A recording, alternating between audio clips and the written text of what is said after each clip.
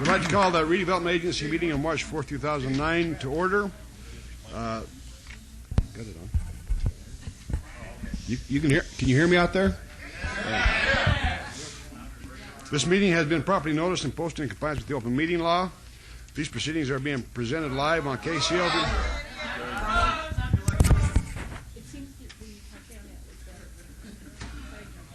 Thank you. Can you hear me now?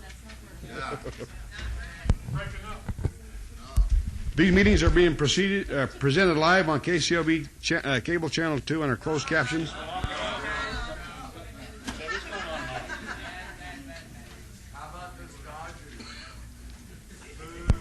Dodgers suck.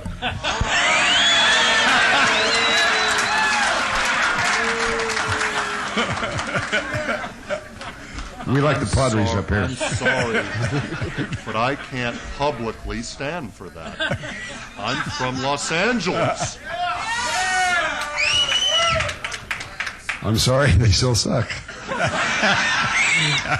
These proceedings are being presented live on KCLB Cable Channel 2 and are closed captioned for our hearing impaired viewers. The Redevelopment Agency meeting, as well as all other KCLB programming, can be viewed on the city's website on www.kclb.tv. The proceedings will be rebroadcast on KCLB Channel 2 on the web the Wednesday of the meeting at 8 p.m. and also on Friday at 4 a.m., Saturday at 7 p.m., Sunday at 7 a.m., and the following Monday at 1 p.m. This announcement the mayor always makes. We're not expecting any problems, but if we do, this building is protected by a state-of-the-art fire direct detection and suppression sprinkler system. If alarms should activate during today's meeting, please evacuate using the exits. Once outside, assemble on the Las Vegas Boulevard side of the property. Employees wearing safety vests or our city marshals will inform you when it is safe to re-enter the building. Thank you. We are in compliance with the open meeting law. Can we have a motion for approval of the minutes of the last regular Redevelopment Agency meeting of January the 21st, 2009 and February the 4th, 2009, please? Mayor Pro Tem, move to approve the minutes. You've heard the motion.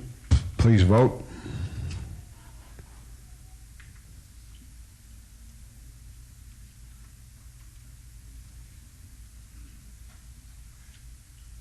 Please post. Gosh, we got a new system and it works.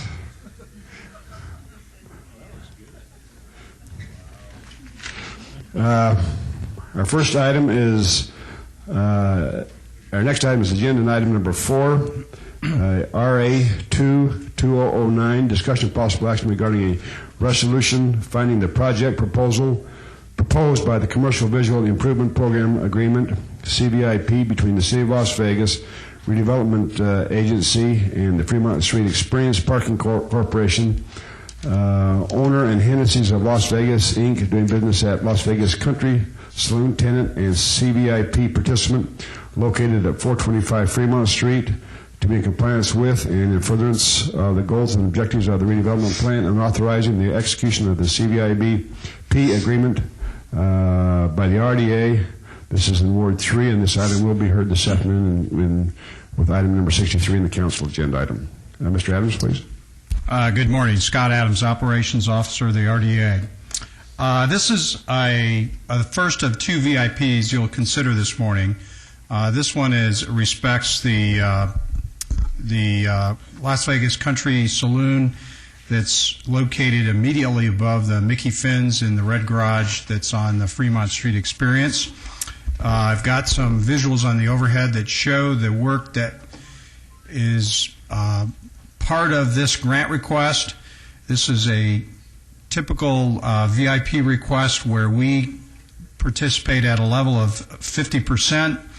Our level of participation in this project would be $42,691. They would be putting in at least double that amount, and it amounts to signage, some actual, as you can see, painting and other glass and related work to improve and enhance the facade or front of this building. This is the 4th venue that's been developed in this location by Paul Hennessy, and I guess Paul isn't here yet. And I just wanted to make that point. Here we have a business and a business owner who has really stepped up and made a major investment. I know he's invested millions into this location and really sees the vision and future of building entertainment and related venues on Fremont Street and in downtown Las Vegas. So this is our standard visual improvement agreement, and staff recommends approval of this agreement. Are there any questions, Mr. Adams? Yes, Mayor Pro Tem. Anybody hear me? No, Anybody hear me? cutting in and out. Scott, this is a great program that our redevelopment agency offers. Could you just give maybe a 1-minute overview to any of our potential business owners that might take advantage of this CVIP, what it is and what it's for and how one would apply for the benefits? Okay, under this program, anywhere in the RDA, in the redevelopment area,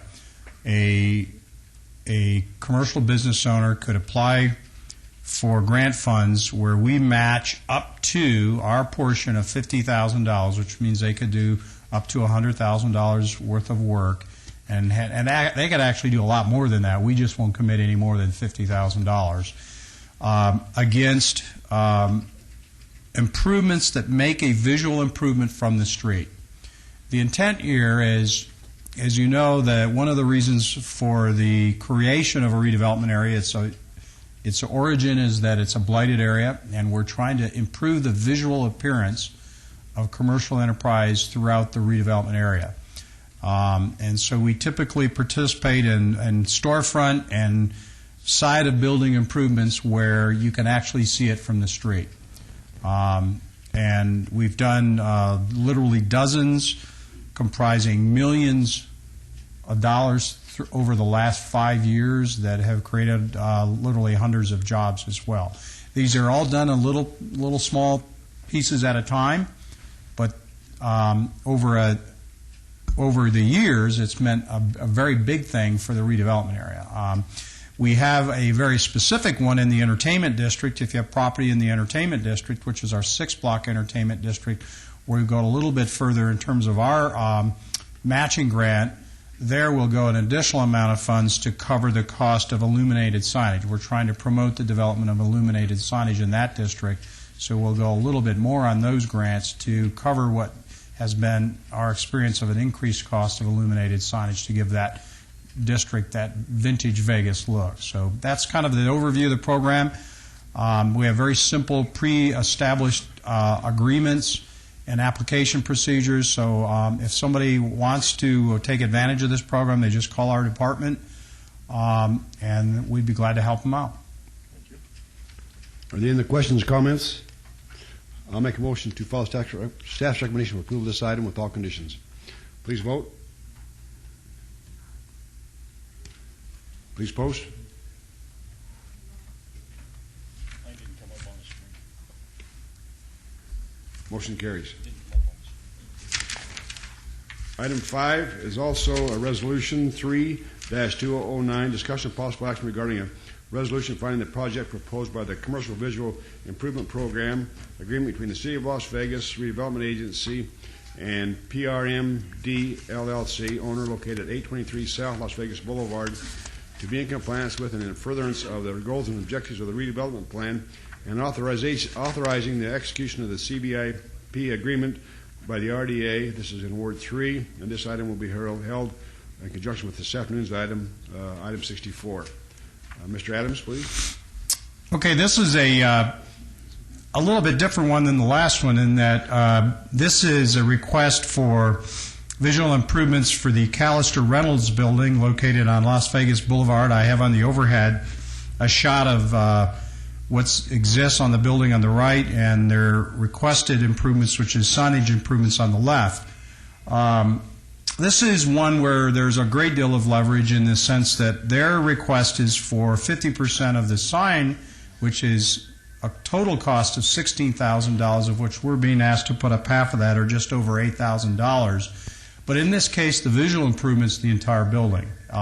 If you remember this site before they built the building, it was a vacant lot, And on that vacant lot, we now have a new office building. And so, to be fair, the credit for the visual improvement is the entire building, the face of the building, because we now have a beautiful building there where we once had a vacant lot. So the request is for half of $16,000, and staff recommends approval on this. We do have representatives of the project, here that would be glad to answer any questions.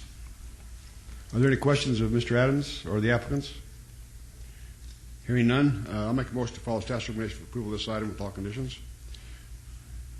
You've heard the vote. Motion, please cast your vote. Please post. Motion carries. Thank you. Good luck.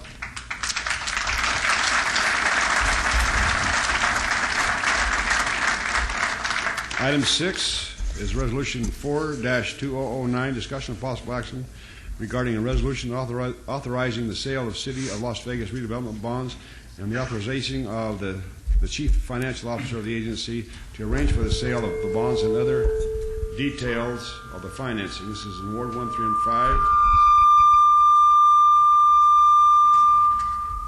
Does somebody have a cell phone on? I have.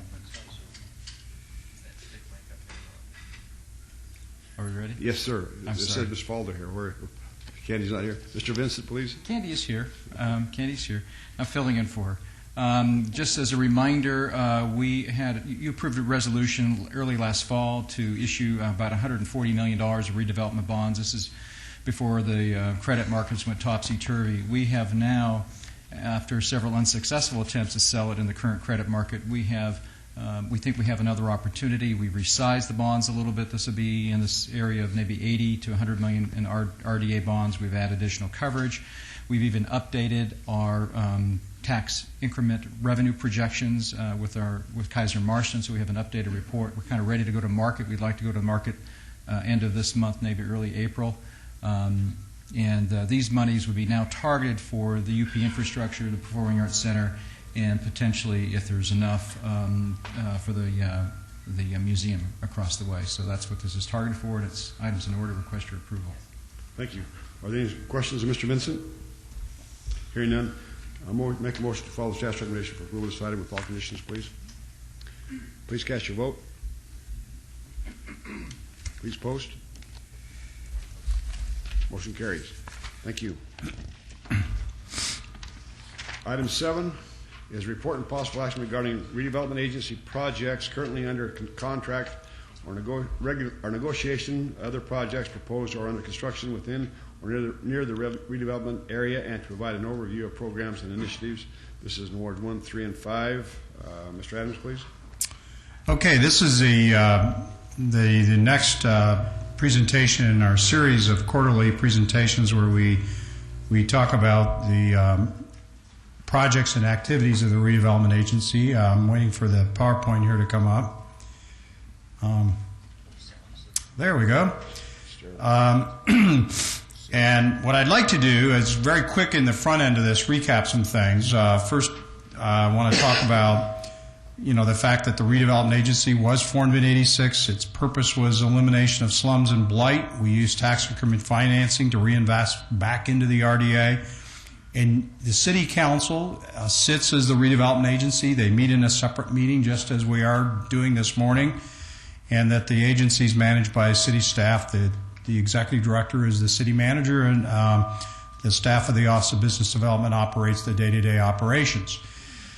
This is the map that shows the evolution of the boundaries of the redevelopment area, and you see in yellow the original area, and then as it's evolved in different colors, there's been areas added over 3 different additions over a period of well over a decade, resulting in the latest addition in 2006 to add the last area that we added into the redevelopment area.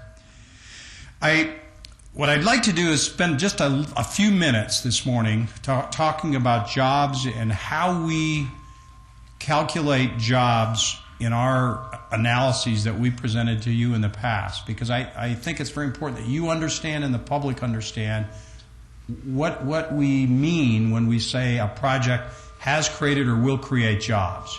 I think these folks out in the audience would like to hear that. Yeah.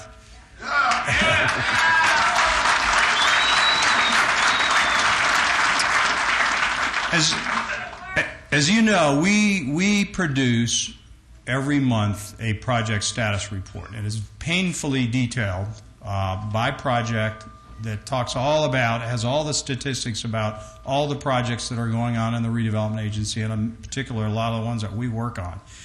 That project status report pulls together in a summary, and that's how we arrive at these numbers, that we have been able to say that since 2004 there have been 115 projects developed downtown that created $2.17 billion in investment, and that there are 156 projects that are in the pipeline proposing another $15.6 billion in investment. Now, as I give these status reports, these quarterly updates, these numbers are going to change a little, because as we monthly produce that report, some projects fall out and some new ones get added. So it's a living, breathing document. And so I want you to understand that we're not changing the numbers because we don't like numbers or we're trying to make some things up. It's a living, breathing document because when you get out in the real world, out in the ground, there's projects that fall out and projects that get added. How do we do it? There's a job formula we use. We have talked to some of the best economists locally, groups like Applied Analysis, Restrepo, the CBER, the Center for Business and Economic Research at UNLV. We've looked at how other cities generate job estimate numbers, and we've come up with some formulas that actually take these numbers that we're presented by companies and developers and convert them to job estimates.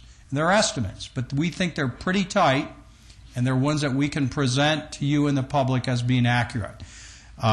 We take construction numbers on large-scale numbers and convert it to what we call full-time equivalents. Because over the course of construction on a project, there will be a certain number of persons working on a project over a period of time. A fairly stable level of employment. You know, you'll have certain subs come in and go out. You'll have different disciplines come in and go out, but there'll be an average number of persons working on a job over a period of time. So what we do is we've got a formula that we divide into every $1 million of construction, 8.9 jobs, divided by the number of construction years. These are on large jobs where there's a $10 million or greater value that occur over a period of time greater than a year. So what you get to then is a number that estimates construction employment over a multi-year project at a large scale. And we've had a number of these. You'll see as we go into the report there, we got some really large projects where you've got employment, construction employment occurring over a period of time. On the smaller ones that take less than a year and are less than $10 million, we just divide it by 8.9 because they generally get done quickly, and we're just looking at what that project produces in a full-time equivalent.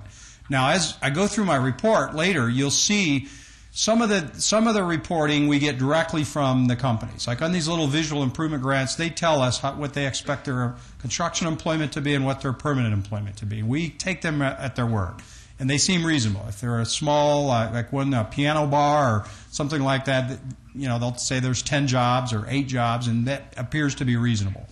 But on some of the larger ones, we really try to zero in and get to a number that we think is one that we can present to you as a good faith estimate for what that employment is going to be. Your Honor. Yes. That's a requirement, am I correct? Well, one of the things that we look at is as we work on projects and we provide public assistance, we have an obligation to look at the public purpose. We have to determine what's in it for the city.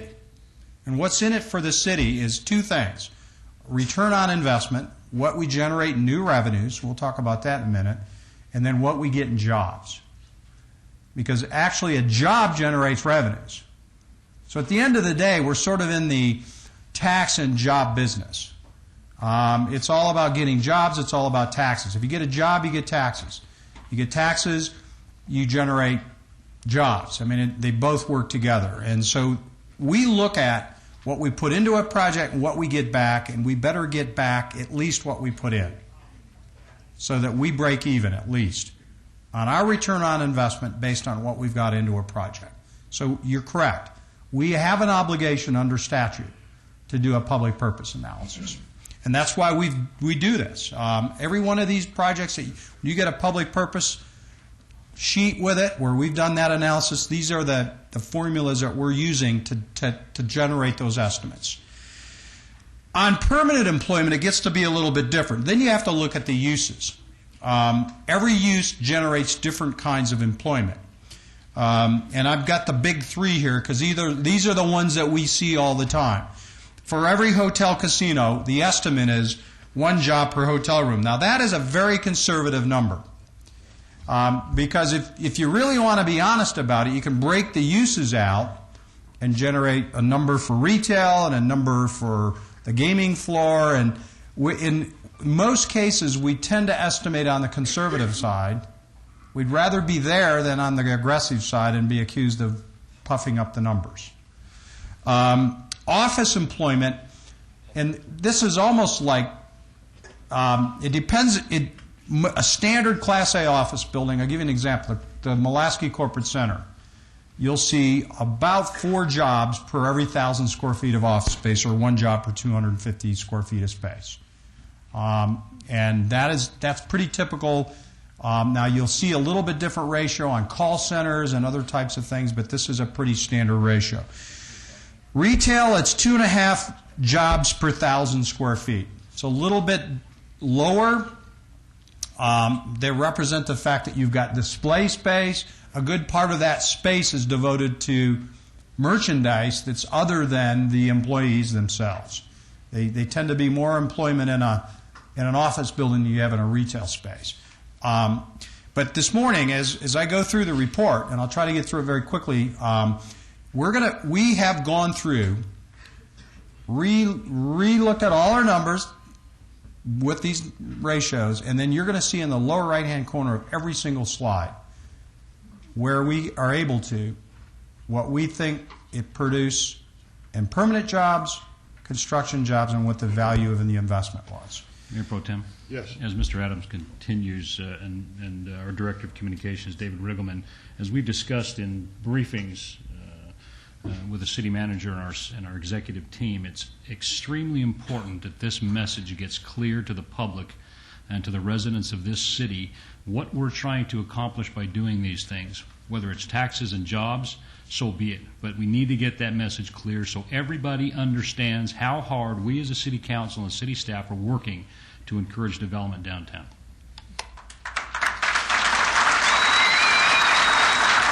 So,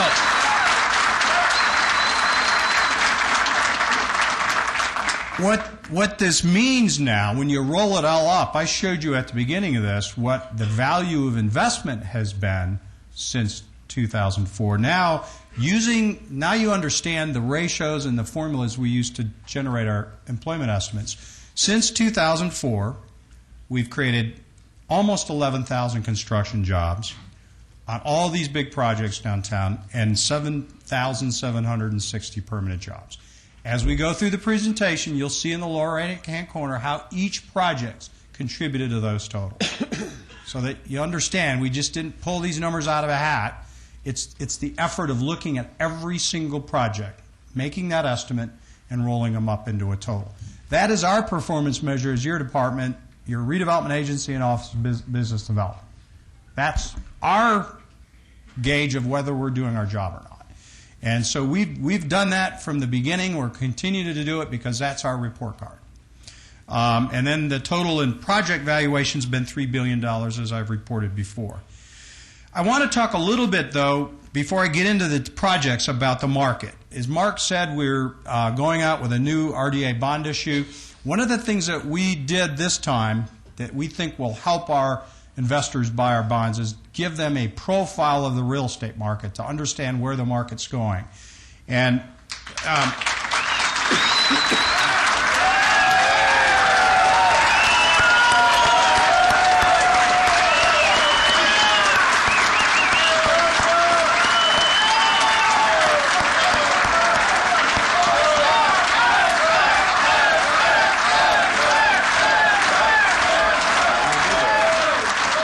Thank you very much.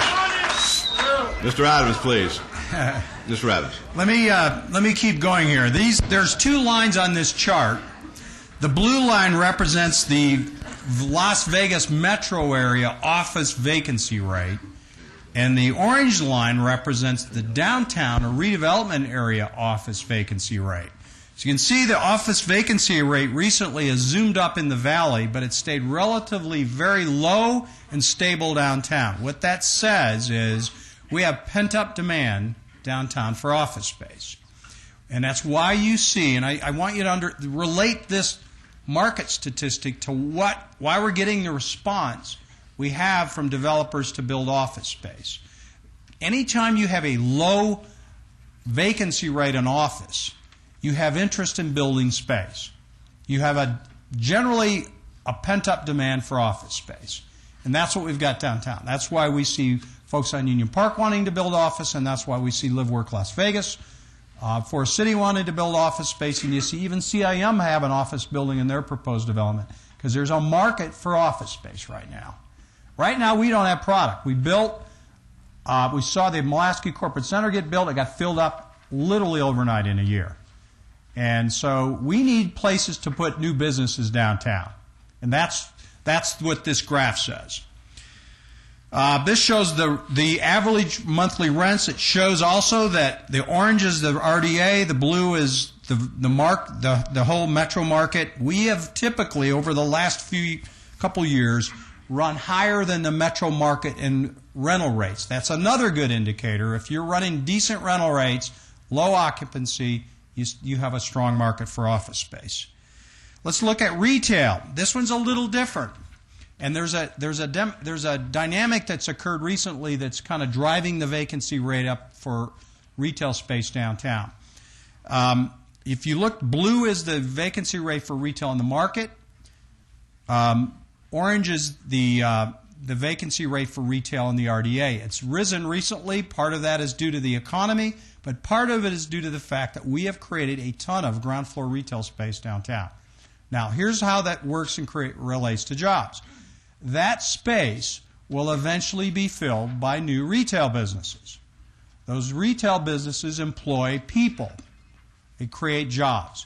And when that space is filled, we have new employment downtown that adds to our numbers. We're in the business of creating space for new businesses. Whether it's office space, retail space, or others, that's how you get to the jobs. If we don't have the inventory, we have a static market. We won't expand and grow jobs. So you get there through building the space. You don't get there by not doing anything. You get there by building the space. Mayor Goodman? Yes. Please. Scott, I know we have a lot of vacant retail space in the downtown area. Some of our newest projects, you look around, I mean, right. Whether it's Streamline, Jewel that's about to come on board, there's a lot of vacant space. I don't know, are you talking to me? My question is this. I know that to get people in there, that's basically contractual between the landlord and the tenant, but as the City of Las Vegas, is there anything we can do to make it more attractive to the tenants to get these spaces filled? Yes. Actually, you'll see later on, and I've reported this previously, we've created a program called Retail Downtown Las Vegas where we've got all those spaces banding together to work together to fill space. So we present that. We go to the International Council Shopping Center trade shows and present that space to various retailers. We offer the visual improvement program as an incentive to induce them to come into space, and then our fast track folks work with those prospective tenants to get their TI permits and all that as quickly as possible. So we have a package of assistance that we work with the private sector on to help fill that space. That's the best we can do in the market. Eventually, though, it'll get filled. I've never been concerned about overbuilding, because everywhere I've ever been where there's always been this, quote, perception of overbuilding, it gets filled up. And in a downtown area, that's a good thing, because eventually you fill it up, you get tight, and you build more. But if you don't get the businesses, you don't get the new retailers, you don't get the new office tenants unless you create the space. It's just a very simple axiom. This shows the... Mr. Mayor, may I ask a question, Scott, please? Yes. Can you explain the phenomena why retail in the RDA is about $1 lower per square foot than the rest of the valley. And there is an issue there that we have a mix of qualities of retail space.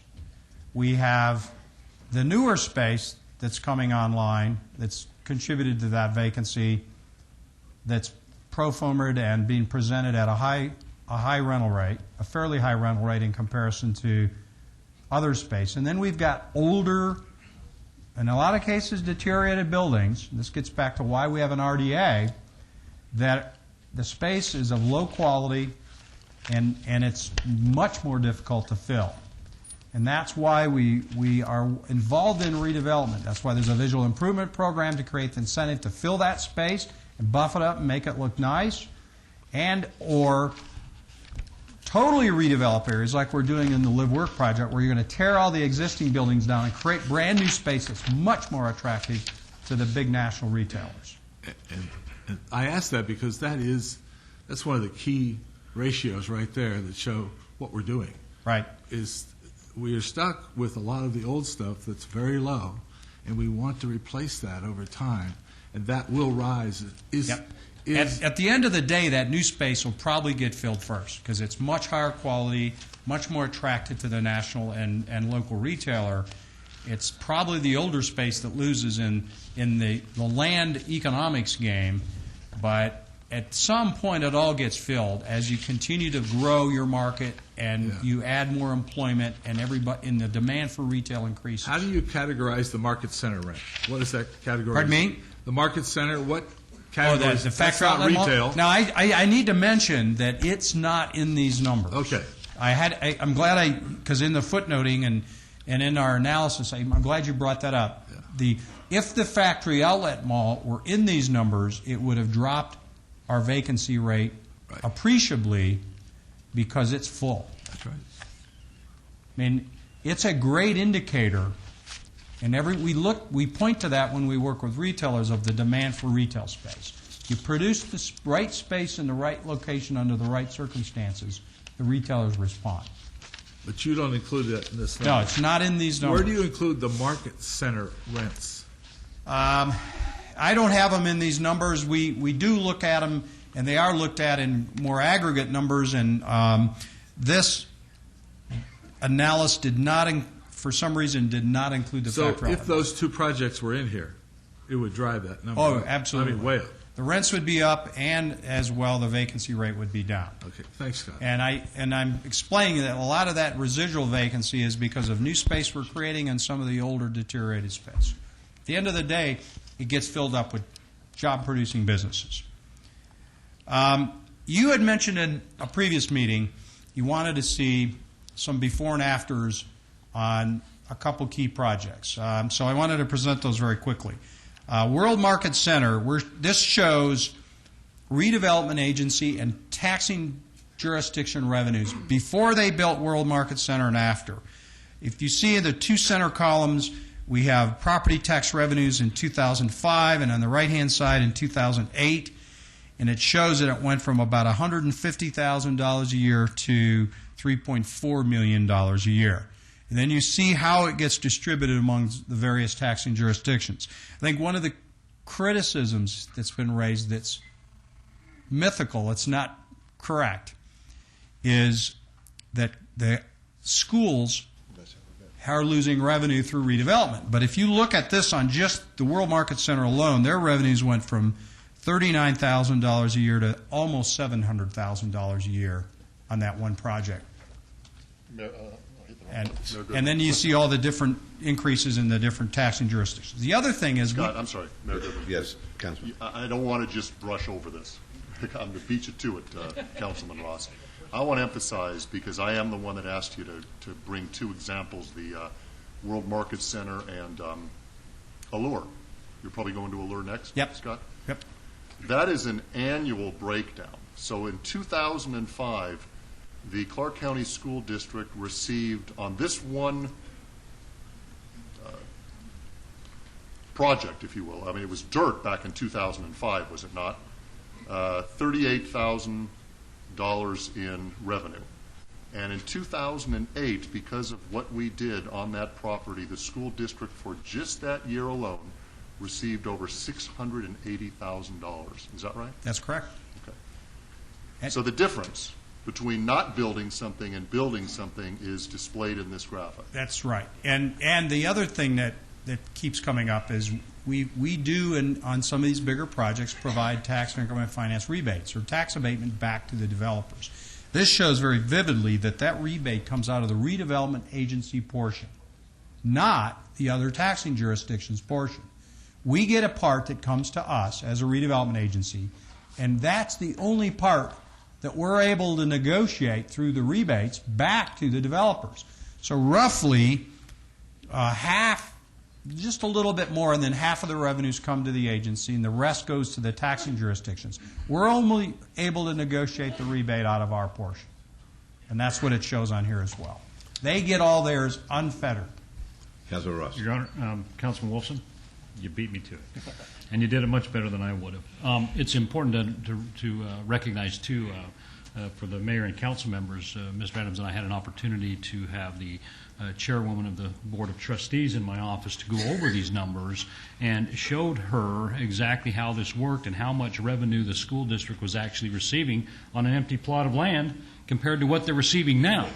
I mean, this is a no-brainer in regards to, the kind of revenue that we're bringing in for the distribution of these taxes. Right. So I just want to point that out. Right, so the bottom line is it's a specious argument if one were to say that the school district does not benefit from our redevelopment projects. Right. And for those that are more visual, this shows it graphically, the total revenue picture before and after. And then if you just pull out the other taxing jurisdiction portion, this is what happens.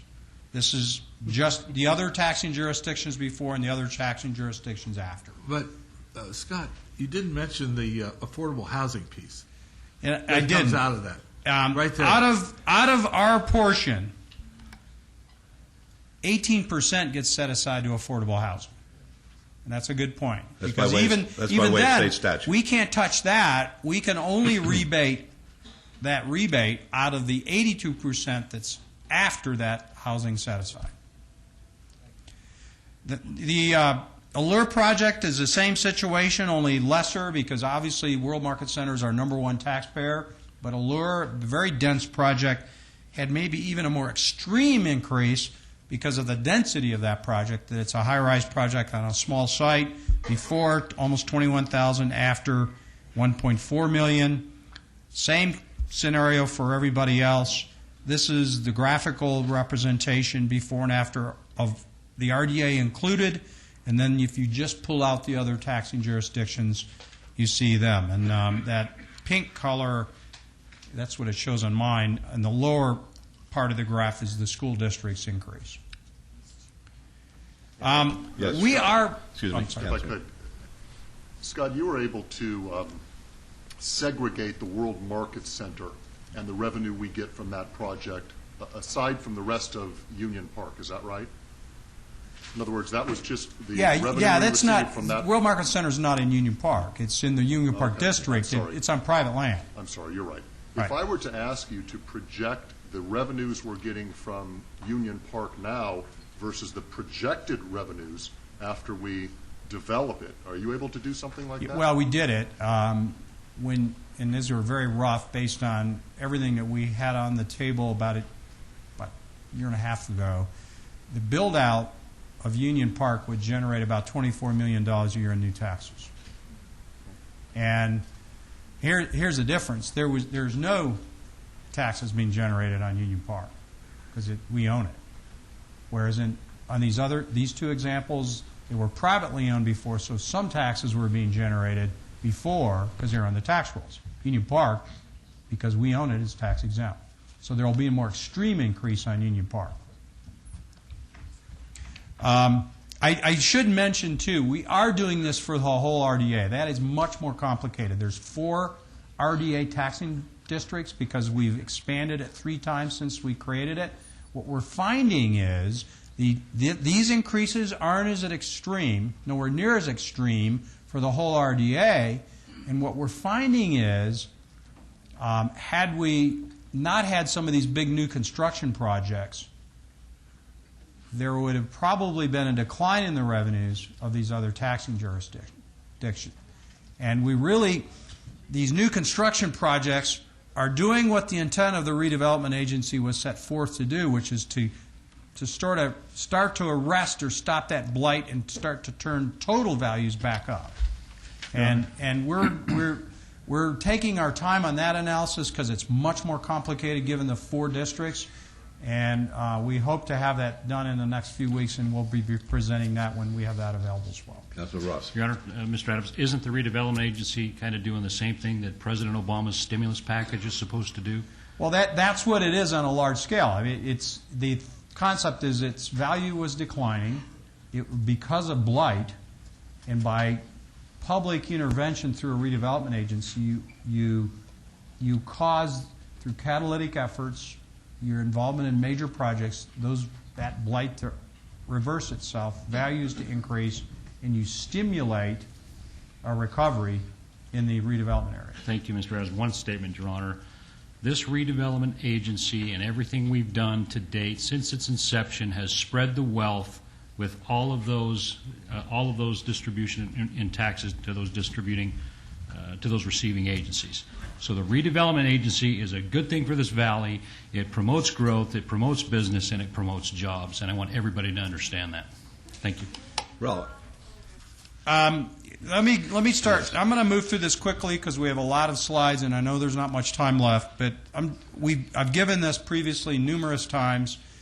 The difference is, I said in the lower right-hand corner as I go through. I'm not going to repeat these numbers. You can read them for yourself.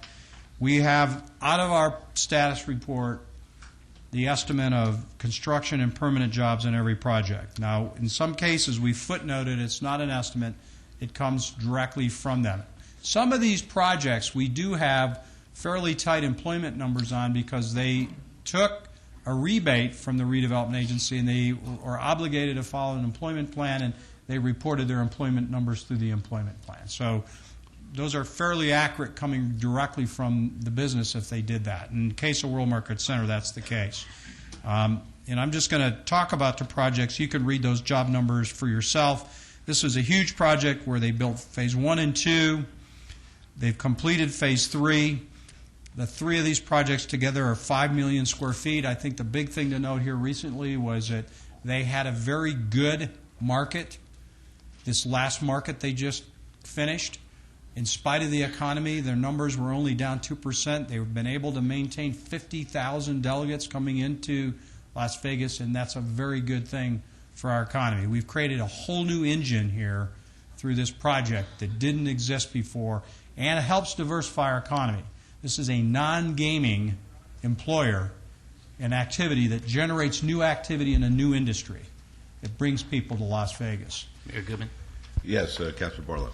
Mr. Adams, for the 50,000 people that came in for the market, is there a way for us to determine where those 50,000 individuals We could ask. We could see if they're able to track those back to their origin, the state of origin, or Usually, maybe even Councilman, country.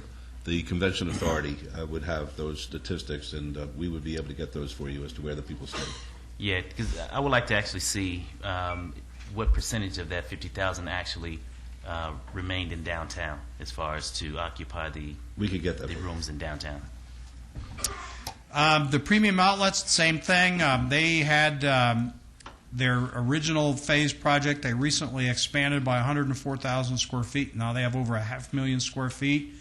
And again, I mentioned before, the real key of this project is that all of this is brand new.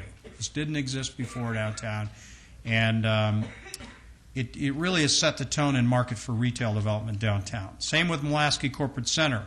Mulaski Corporate Center was a project where the city and the agency was actively involved in making it happen. It's now really helped establish firmly the potential for new Class A office space downtown. And given what I showed you as market indicators, we think that's a healthy market from here on out. We have new projects planned, the Grand Central Hotel. And Union Park, I should mention, is just completing right now the infrastructure of first phase. If you've been down Grand Central, you can see the BRT work that's been done, but if you look into the site, you're going to see curb and gutter, paving, all of the on-site infrastructure in Phase 1, which is the south half of Union Park, is going in.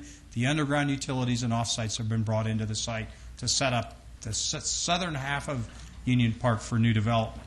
Mr. Adams, real quick, BRT, explain that for That's those the that... bus rapid transit system. I've got a Right. few slides that go specifically into that project. Great. For those that don't understand what the BRT represents. Right. The biggest announcement recently in the last 30 days was we can now talk about this, that Cleveland Clinic is now affiliated with the Lou Ruvo Center for Brain Health, and that is going to be a major, major activity generator on Union Park. Probably one of the more significant business additions, not just to Union Park, but to the entire valley. There's no question about that, and that's something that's overlooked when we talk about the good that the redevelopment agency does and the revitalization process engages in. This is a step to bring us into a world-class city. Cleveland Clinic is one of the 5 most, successful and recognized health providers in the United States. They have partnered with the Ruvo Center for Brain Health. The whole world will be looking at this site when Frank Gehry designed building is ultimately completed. I understand that's going to take place within 90 days. The doctors will be coming into our community. This is a step that is the equivalent of the next step as far as a great city is concerned. And it couldn't have happened without redevelopment. That's correct. The Smith Center for the Performing Arts is another one where I think, as Mark said, they're in the RDA bond issue resolution that you just approved. We're putting gap financing in that for this project and working on the financing plan. The goal here is to have this hopefully under construction by late spring and get this another big catalyst project. We have 2 projects in Union Park that we really look at as sort of loss leaders. The Ruvo Institute and the Performing Arts Center, where we donated sites, they become catalyst generators for other development around them on the various parcels and blocks at Union Park. The World Jewelry Center is one of those projects. Another one we continue to work with on their plans. The Charlie Palmer Boutique Hotel. And you see on each of these slides the map of the master plan of Union Park that shows the location of that project within the master plan of Union Park. Parcel B, we continue to work with potential developers that have been responding to solicitations for development of Parcel B, one of our big premier blocks in Union Park. We continue to work with Newland on their plans to build housing, which is 6 blocks of Union Park. Those are the 6 that they have committed under their development agreement. And then Parcel PQ is part of the Live Work Las Vegas project. As you know, this includes not only the Parcel PQ on Union Park, but it also includes in the foreground the build-out of the RTC terminal and the new City Hall, the 5 blocks that represent Live Work in the core of downtown. And so there's a really kind of a bridge or a tie between Union Park and the core of downtown in terms of inducing core area redevelopment. This project, because it's so big, when you look at Parcel PQ Casino Hotel and the building out of 1 million square feet of office space, retail space, and all the development on the 5 blocks of Live Work is a huge, huge job generator, both in construction and permanent jobs. Yes, Captain. Just quickly, Scott, I want to compliment your PowerPoint, because now that you have that little graphic in the right-hand corner with the construction jobs, the permanent jobs, the project value, and the way you're displaying where these projects fit into the entire downtown development really gives our viewers a pretty good picture of how this is all going to come together in the next few years. Thank you. This is the schedule that we were working under on Live Work Las Vegas. I think you asked previously, to get a quick update as we move through this project.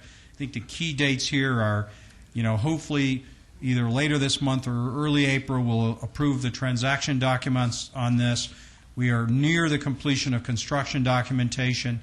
We have to get our certificates of participation financing, and then we'll be ready to go in the ground as early as late May with City Hall, assuming all those things stay on schedule.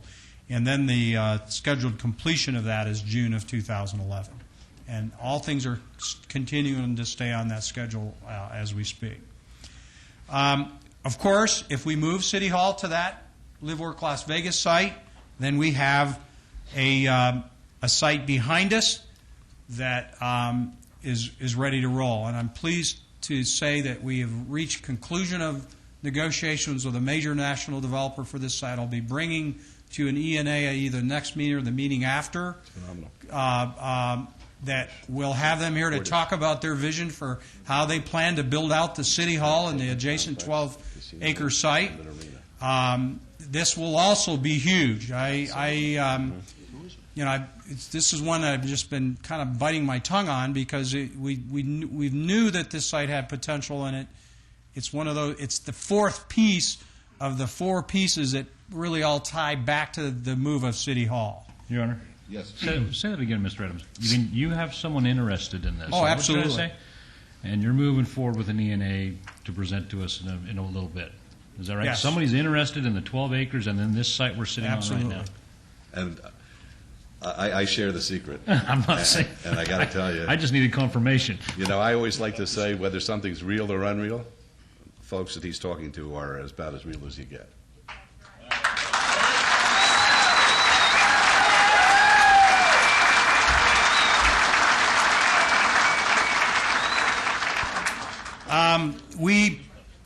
As I think part of what we do is really manage and look strategically at the city's real estate assets. And one of those sites that, while we don't own it, we have an interest in it is the Cashman Center. We did receive some proposals in response to our RFP. We're under evaluation of those. We'll be interviewing the respondents and then determining whether to move forward with one of those proposals.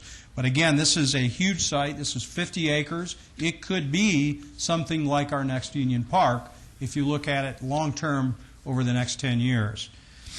Moving into some of our residential projects, these are projects that have been completed. The Allure Tower, we just talked a little bit about how that generated new taxes for all of our taxing jurisdictions. Then we've had, I think the thing that we lose sight of is that we have built a lot of affordable housing downtown over the last decade. And there's a couple of those projects. Campeche Place is one of those that did that. The City Center Apartments did that. All contributing. I think there's been some concern that we're not doing affordable housing. We have been doing affordable housing downtown. And we have a great deal of affordable housing downtown. What we didn't have was market rate housing downtown for people who work downtown to live downtown. And so we're really trying to create a mix of all types of housing in the downtown area. Loctane was another affordable project. Newport Lofts is a market rate condo project. Soho Lofts, another market rate condo project. Streamline Tower, another market rate condo project. Urban Lofts is a developer who's bought a number of sites, has 4 sites under control on the fringe of downtown, is building a more affordable but market rate townhouse product and still doing fairly well. I think everybody that's in the housing market right now is clearly getting hammered by the economy, but still doing well. And I think one that I have to take my hat off to are the developers of CityMark, the developers of Jewel. They have just completed their project. They now have at least a temporary certificate of occupancy. They are selling units. I know the first week they opened, they sold 3 units, which is incredible in this market. And they sold them at close to pro forma. The amazing thing is they sold them at a really high value. So we will continue to work with them. We have an interest in this property because we sold them the land under it and held back a note on that. And so this is one that we've been waiting for because it's 4 different types of housing units in one single project. Very exciting urban lifestyle that's taking place in the core downtown. Moving into entertainment projects, we completed the Fremont East District streetscape improvements that we now form Portal and new Vintage Vegas improvements in our entertainment district. We have the beauty bar in there. We have the downtown cocktail room, the Griffin. We have retailers now coming into that district. We have opening, it's open now, but we'll soon have their grand opening, a new piano bar down Don't Tell Mama, which is at 517 Fremont Street, to add to their entertainment venues. We're continuing, as you recently read and know, that the Museum of Contemporary Art has backed off of their proposal to convert 601 Fremont to a museum, but we had several other developers that responded to our RFP. We are negotiating with those next respondents to find one of those that would have continuing interest to convert this project to an entertainment venue. Another project we're working with is a venue of Vegas at 760 Fremont. They appear to be in fairly good shape, may have their financing, and so we're working with them on this project. Then moving into outside the entertainment district on entertainment projects, we have Hogs and Heifers, Triple George, Hennessy's, Mickey Finn's, the Brass, the Country Saloon, which you just recently approved the VIP for, the Canyon Club, of course Neonopolis with their museums, and some of their other venues throughout their project. We continue to work with them on parking and related issues. Moving into other parts of Las Vegas, in the redevelopment area, we completed the Bank of America project.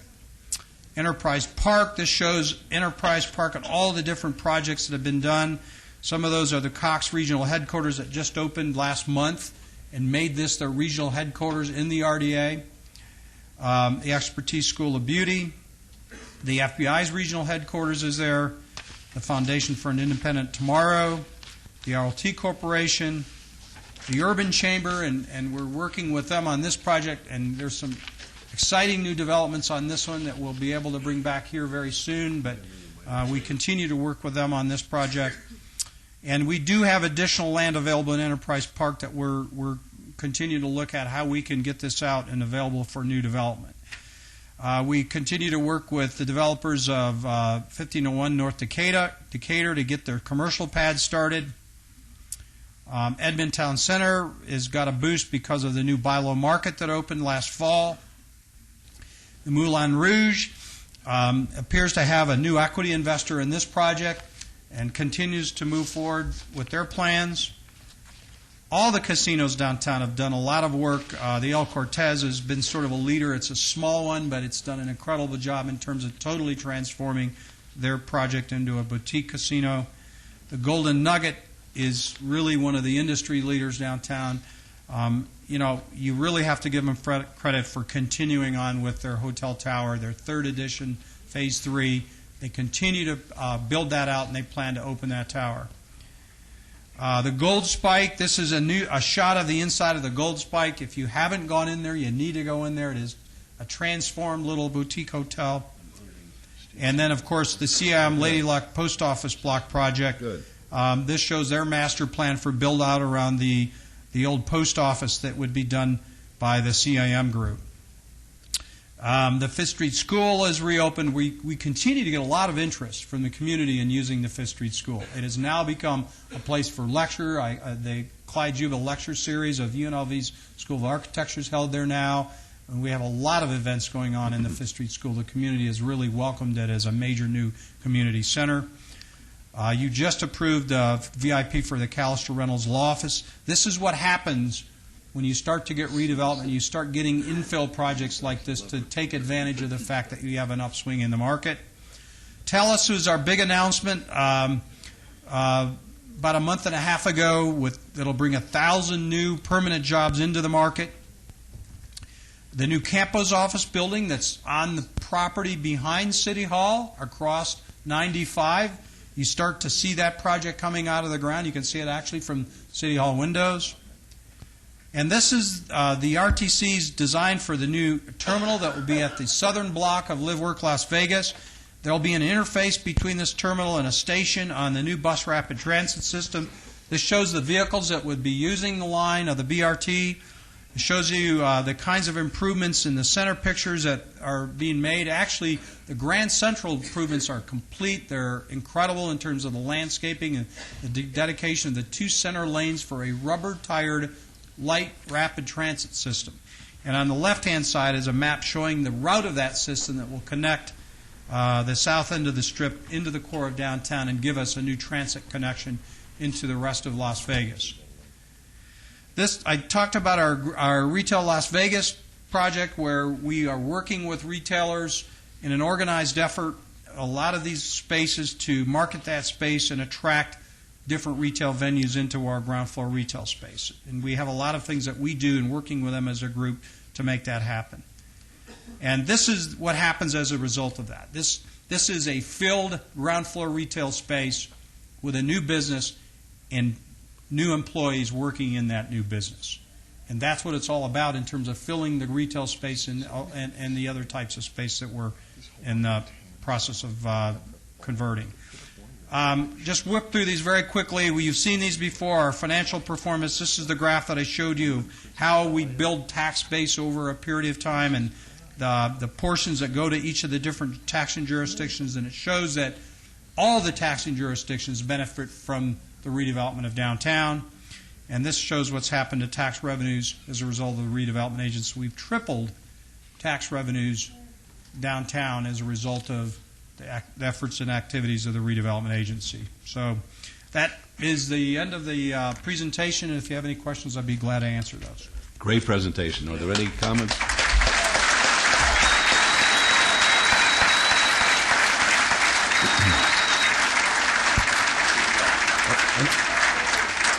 Any comments or questions from the council? Mr. White? Thomas White. I'm pretty loud anyway. Thomas White, Business Manager, Secretary, Treasurer, Labor's Local 872.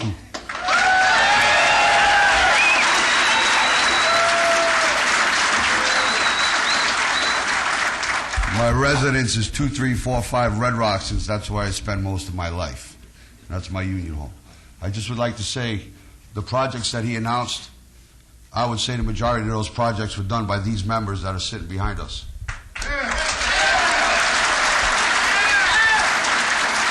And those projects were done on time and on the budget. And we would like to continue doing more projects for the city of Las Vegas. Thank you very much. Real short, Stan. Very short, please. I'm going to move this on. Stanley Washington, 2200 Matheson. Thank you, Your Honor, Counsel. I'll put it on. Okay. Can you hear me now? Yes. Stanley Washington, 2200. I can't hear you. Should I move over to this one? Hello. Okay, a little better. Stanley Washington, 2200 Matheson, North Las Vegas. Thank you, Your Honor. Basically, I want to echo what Tommy White said. Certainly, Las Vegas is on the move. We all know basically what the whole game plan is relative to our side of the community, and that's inclusion. Of course, I look for leadership from our councilman to make sure that the infrastructure is in play to make sure that everyone has an opportunity to participate. And we look forward to reconstituting the West Las Vegas Advisory Board so we can make sure that everything's in order moving forward to take the pressure off for you councilmen and the rest of the council. Thank you. Thank you. Not now. Now, I'll hear your public comment. Not now. This is not the appropriate time for that. But thank you very much. All right. Do I have a motion, please? I move to accept the report. All right. Let's vote on that, please. Oh. I did it again. Opposed? I did this.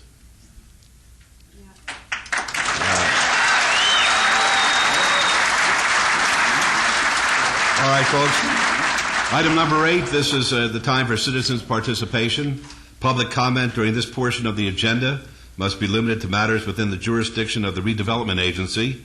No subject may be acted upon by the Redevelopment Agency unless that subject is on the agenda and is scheduled for action. If you wish to be heard, please come up, give us your name, and depending on how many people want to come up, depends on the timer.